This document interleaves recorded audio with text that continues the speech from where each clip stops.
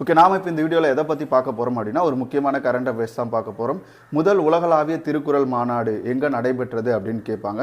தென்கொரியாவினுடைய தலைநகரான சியோலில் வந்து பார்த்தீங்க அப்படின்னா இந்த மாநாடு நடைபெற்றது. ஓகேவா, இதை பற்றி தான் நம்ம பார்க்க போகிறோம்.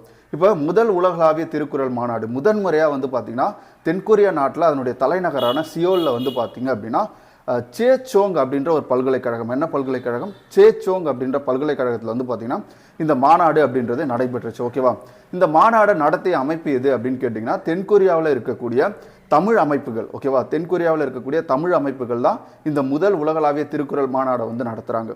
எதுக்காக இந்த மாநாடு நடத்தப்படுது அப்படின்னு பார்த்தீங்கன்னா வீரமாமுனிவர் இருக்கா இல்லையா, அவருடைய பிறந்த நாளான நவம்பர் 8 சிறப்பிக்கும் வகையில் இந்த திருக்குறள் மாநாடு அப்படின்றது நடைபெற்றது. இப்போ நம்ம வீரமாமுனிவர் எடுத்துக்கிட்டோம் அப்படின்னா ஜோசப் பெஸ்கி அப்படின்னு சொல்லுவாங்க. ஓகேவா, அவர் என்ன பண்ணியிருப்பாரு அப்படின்னா முதல் முறையாக ஓகேவா 1730களில் வந்து பார்த்தீங்க அப்படின்னா ஐரோப்பிய மொழியான லத்தீனில் வந்து பார்த்தீங்கன்னா திருக்குறளை மொழிபெயர்த்திருப்பார். ஓகேவா, அதை வந்து கௌரவிக்கும் வகையில் தான் இந்த மாநாடு அப்படின்றது நடைபெற்றது. இந்த மாநாடினுடைய தீம் அப்படின்னு பார்த்தீங்கன்னா காலம் கடந்த உண்மைகள், சமூகம், அரசியல். ஓகேவா, அதுக்கப்புறம் வந்து பார்த்தீங்கன்னா உலகளாவிய பொருத்தம் அப்படின்றது தான் இந்த மாநாட்டினுடைய கருப்பொருள். ஓகேவா, இந்த மாநாட்டில் என்ன மாதிரியான விஷயங்கள்லாம் மேற்கொள்ளப்பட்டது அப்படின்னு பார்த்தீங்கன்னா இந்த மாநாட்டை பொறுத்த வரைக்கும் 100க்கு மேற்பட்ட அறிஞர்கள் வந்து பங்கேற்றிருக்காங்க. பல்வேறு நாடுகள்ல இருந்து அவர்கள் வந்து பார்த்தீங்கன்னா கௌரவிக்கப்பட்டிருக்காங்க. அதே மாதிரி திருக்குறள் குறித்தான ஆய்வு கட்டுரைகள் வந்து சமர்ப்பிக்கப்பட்டிருக்கு.